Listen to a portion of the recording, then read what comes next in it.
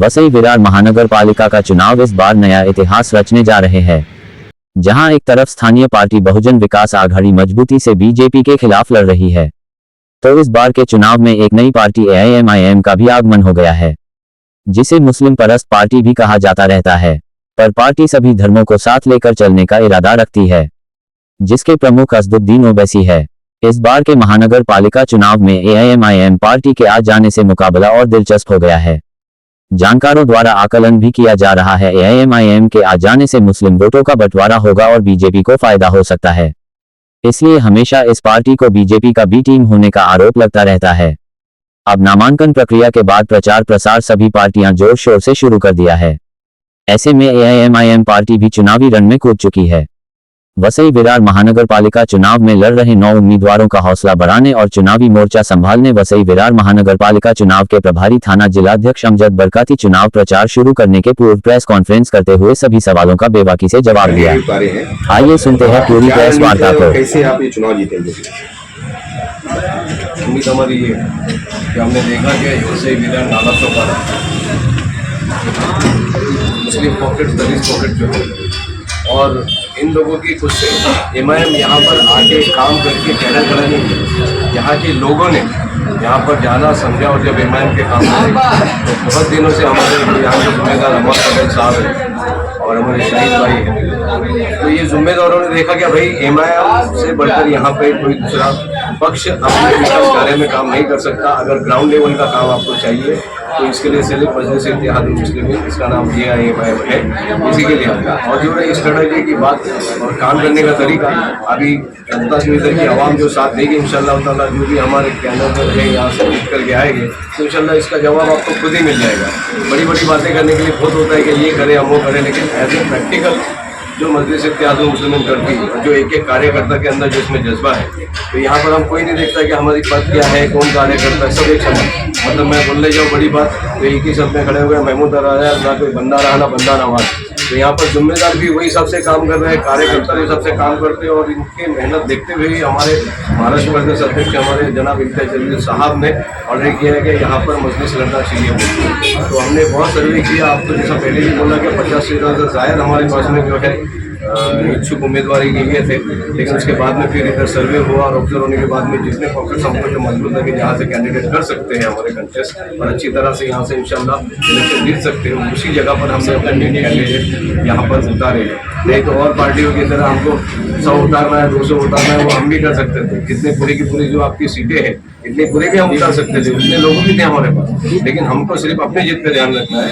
और MIM की policy की कम सीटें खड़ा करो, ज़्यादा सीटें पूरे वसई विरार के अंदर जितने हमारे कैंडिडेट हैं ये जीत के आते तो अल्हम्दुलिल्लाह जितने कॉर्पोरेशन आपके बैठे सबको भारी पड़ता है। और ऐसा नहीं कि अपनी एरिया के बाद जब हम कोई लेवल्टी दिखाते हैं कि भाई आपने इतने साल में रह के क्या करा, मैं इतने साल में क्या कर रही हूँ, मैं इतने साल में क्या कर रहा हूँ, तो सामने वाला खुद को कुछ जाग जाता है कि भाई अभी अपना बाप कोई आया है यहाँ पर और हमको करके बता रहा है कि जो तुम्हारी पॉलिसी, जो तुम्हारी योजना है, जो तुम्हारे निधि है, ये किस तरह से हमारे लिए आते हैं और हम तक पहुँच नहीं पाते। कुछ लोग इसके अंदर धांधलेबाजी करते हैं, भ्रष्टाचार करते हैं और ये सारी चीज़ों को ही हटाने के लिए मजलिस आप लोगों के बीच में आई है। इंशाल्लाह आने वाले टाइम में आपको इलेक्शन के में इसमें कौन सा मुद्दा यहाँ पे रखा जाएगा लोगों के लिए? इलेक्शन के इसके अंदर देखिए सबसे पहला जो डेवलपमेंट का जो मुद्दा है वसई विरार नाला चौपारा, ये आप भी देखते हैं हम भी देखते हैं। तो सबसे पहला जरूरत इंसान को जो होती है वो डेवलपमेंट की होती है, उसके बाद में शिक्षा का मामला है, उसके बाद में आरोग्य का मामला है, मेडिकल्स के मामला है।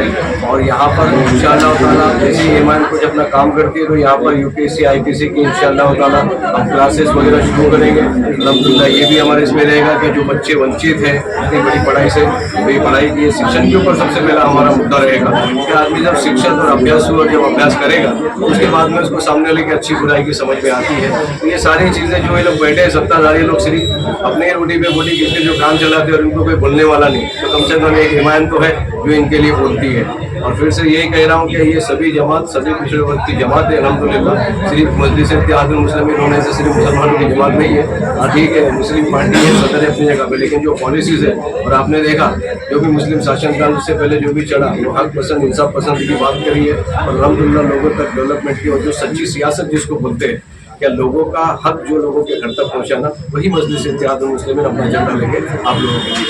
ऐसा भी आरोप होता है कि ये MIM जो है भाजपा की बी टीम है, भाजपा की बी टीम है ऐसा कहा जाता है। और यहाँ की जो मुस्लिम वोट है जो खींचने के लिए यहाँ पे MIM को लेकर है।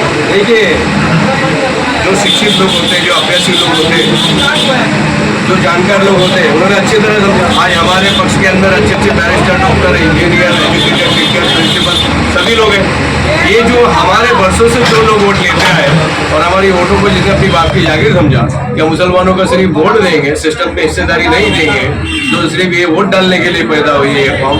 और दलितों का भी मामला हमारे जैसे सिर्फ नजर आता है कि वहाँ पर भी यही मामला है कि एक उनका पास लीडर हो जाता है, वो बाद में जाके अपनी पार्टी के और भ्रष्टाचार के मामले में घुस जाता है। तो इसीलिए हम जो हक का काम कर रहे हैं, तो कोई एलिगेशन जो है बीजेपी की बी टीम, सी टीम, ए टीम, ये तो मैं समझता हूँ कि आज पत्रकारों का आपको खुद से समझ जाना चाहिए कि मजलिस आज क्या काम कर रही है। अगर हम लोग ऐसे गलत होते तो अल्लाह इतनी इज्जत देता ही नहीं। आज हमारे यहाँ पर एक MLA है अल्हम्दुलिल्लाह, और कितनी सीटें हमारी 2-2 नंबर पे आई है MLA में। आज हमारे 83 पार्षद इसमें है, कितने कांग्रेसी जीत के कारपोरेटर हम में एंट्री कर रहे हैं। तो उन लोगों ने भी देखा है ना, वो लोग तो इतने ये नहीं है, वो लोग ने देखा है कि भाई अगर हम किसी के साथ में मिलकर काम कर सकते हैं तो बेचारे जितने कारपोरेटर कांग्रेस के जो हमारे पास भी जीत के और जो हमारा एक महापौर बनाया करंजलाट में, हमारे तमाम नगर से जब गवर्नमेंट को उधर के आग दिखा करके जब गरीबों के लिए पूरा काम करके लेते हैं। अभी हमने मान लिया कि अभी सत्ता किसकी भी हो, मामला हमारे ही पास रहता है, मजलिस ने वो ताकत दिखाई है। और जो लोग ये बोलते हैं क्या एक का दो का 2-4 है कि क्या कर लेंगे, देखिए मैं पहले ही बोलता हूँ, मजलिस शेर पैदा करती है, बोलने वाले पैदा करती है, आवाज़ उठाने वाले पैदा करती है। वो 100 में 2 भी रहेंगे ना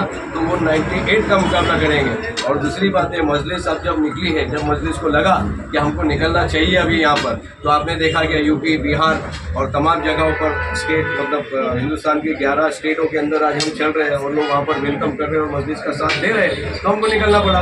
और जैसा नहीं है कि हमको जाना है किधर कुछ बोलना है, तो हम लोग वैसा नहीं है। हम लोग यहाँ पर जो है वो आप ही के फायदे के लिए है, आप ही के काम के लिए। MIM यहाँ पे युति आघाड़ी किसी से कर रही है क्या? युति आघाड़ी कर रही है। युति आघाड़ी का प्रस्ताव आया था सामने, मैंने पहले भी बोला कि हमने जो सेट की डिमांड्स करी थी उसमें आप नहीं भी बोलते, कम ज़्यादा करके उस पर लड़ लेते। हम भी चाहते थे कि भाई कोई पूरा नहीं यहाँ पर है, साथ में लेके चल रहे, लेकिन उनको साथ में लेना ही नहीं था, सिर्फ एक दिखावा था।